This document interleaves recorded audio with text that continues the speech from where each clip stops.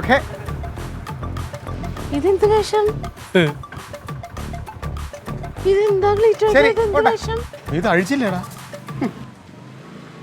ഇതാണ് പ്രതിഷേധം. പ്രശ്നമറിഞ്ഞ് പ്രതിഷേധിക്കുക. വർണ്ണ വിവേചനത്തിനെതിരെയുള്ള പ്രതിഷേധമാണ്. ഇനി ഒരുത്തനും ഇതിനായിട്ട് തല ഒക്കൂലല്ലോ. ആ രീതിയിൽ ഞങ്ങളിത് പൊളിച്ചിട്ടുണ്ട്. എന്തായാലും നിന്റെ സമരമുറ കുറച്ച് ഡിഫറെന്റ് ആയിട്ടുണ്ട്. അതുകൊണ്ട് തന്നെ ശ്രദ്ധിക്കപ്പെട്ടില്ലേ മൊത്തത്തിൽ? തന്നേ അറിഞ്ഞിട്ട് ചാനലുകാർ ഇങ്ങനെ ചുറ്റും വന്നങ്ങ് മുളഞ്ഞെൻ്റെ തങ്കം ഒന്ന് കാണുമായിരുന്നു. അങ്ങനെ ഇന്ന് ഞാൻ പൊളിച്ചടുക്കിയിട്ടുണ്ട്. അതെ, അവിടെ പല പല പരിപാടികൾക്ക് വിളിച്ചിട്ടുണ്ട്. ഇനിയിപ്പോൾ ഡൽഹിയിൽ പോകണം, പിന്നെ അതിനിടയ്ക്ക് തമിഴ്നാട്ടിലൊരു പരിപാടിക്ക് വിളിച്ചിട്ടുണ്ട്. അതായത് പല രീതിയിലുള്ള പ്രശ്നങ്ങൾക്ക് പ്രതിഷേധിക്കാൻ ഞാൻ ഇനി പുതിയ സംഭവങ്ങൾ കണ്ടെത്തണം. അത് കണ്ടെത്തും ഞാൻ. ആക്രാന്ത് സാർ വിളിച്ചു. ആക്രാന്ത് സാർ വിളിച്ചിട്ട് ഡൽഹിയിൽ ഒരു കൊട്ടേഷൻ തന്നിട്ടുണ്ട്. പക്ഷെ തങ്കച്ചേട്ടത്തിൽ കാണാൻ പറ്റും. അതിനല്ലടാ ഞാൻ ഇങ്ങോട്ട് വന്നേക്കണം എന്റെ തങ്കത്തിന് കാണാനായിട്ട്. എന്തായാലും ഇനി ഒരുത്തന്നെ വേണ്ട ഇങ്ങനൊരു പ്രശ്നത്തിന് ഒരുത്തനും തലപൊക്കും. ചാനലുകാരുണ്ടായിരുന്നോ?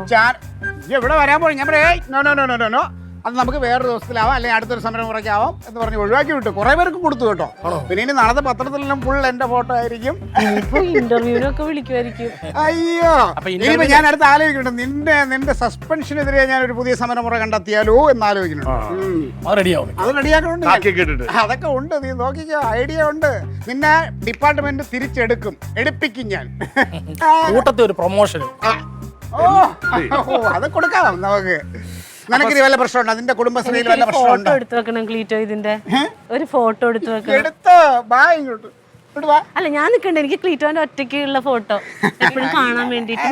ശരി, അത് വല്ലാതെ ആഗ്രഹമാണ്. അത് എടുത്തിട്ട് നമുക്ക് ഒരു സെൽഫി കൂടെ എടുക്കാം. ആ പെണ്ണ് അതിന്റെ ഇടയിൽ കയറി വന്നു. ലിലിമോളെ കൂടെ നിൽക്കട്ടെ. ഞാൻ ലിലിമോളെ കൂടെ ഫോട്ടോ പാടി. എന്തിന് വീട് പോ. എന്തോന്നിട്ട് നിനക്കൊരു സന്തോഷമില്ലാത്ത? സമരം വിജയിച്ചില്ലേ? എവളെ ടീച്ചറുണ്ടല്ലോ, മറ്റേ ഉടമസ്ഥ, മാനേജർ. അയ്യോ, ഒരു മുതല് തന്നെ എന്റെ മുമ്പിൽ അവസാനം കണ്ടോ പത്തി മടക്കി ഇങ്ങനെ നിലത്ത് കിടന്ന് എഴഞ്ഞ് മാളത്തി കയറി. അതെ, അവരെഴഞ്ഞ് മാളത്തിൽ കയറി. എന്നോട് മാളത്തിൽ കയറി ഇരുന്നോളാൻ പറഞ്ഞു. നാളെ തൊട്ട് വീട്ടിൽ തന്നെ ഇരുന്നാ മതി, അങ്ങോട്ട് ചെല്ലണ്ടാന്ന്. ക്ലീറ്റോ ചേട്ടനല്ലേ സമരം ചെയ്തത്? ഞാൻ ക്ലീറ്റോ ചേട്ടന്റെ പെങ്ങളല്ലേ, അതുകൊണ്ട് വീട്ടിൽ തന്നെ ഇരുന്നാ മതി എന്ന് പറഞ്ഞു. ജോലി പോയി.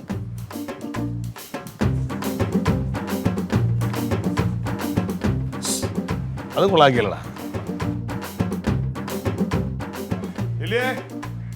കുറച്ച് കരി കിട്ടുമെങ്കിൽ ഉണ്ട കണ്ണിലോട്ടും കൂടി കുറച്ച് തേച്ച് വെക്ക്. ദൈവത്തെ ഓർത്ത് കാല് പിടിക്കാൻ നിങ്ങൾ ഇറങ്ങല്ലേ, പുറത്തോട്ട് ഇറങ്ങല്ലേ. രാവിലെ കുറെ കരിയും തേച്ച് ഇറങ്ങിക്കോളും. പ്രതിഷേധം നാടിനും ഗുണമില്ല, വീടിനും ഗുണമില്ല. എന്തൊരു മനുഷ്യനെന്തോ. എന്തായാലും ഈ കരി ഇപ്പോഴേ തേച്ച് കഴുകി കളയണ്ട. നാളെ ഇതേ കോലത്തിൽ പോയിട്ട് ആ ഡാൻസ് സ്കൂളിലെ ടീച്ചറിന്റെ ഫ്രണ്ട് ഒരു താണ്ഡവ നൃത്തമാണ്. പിരിച്ചുവിട്ട ലില്ലിപ്പെണ്ണിനെ തിരിച്ചെടുക്കാൻ വേണ്ടി.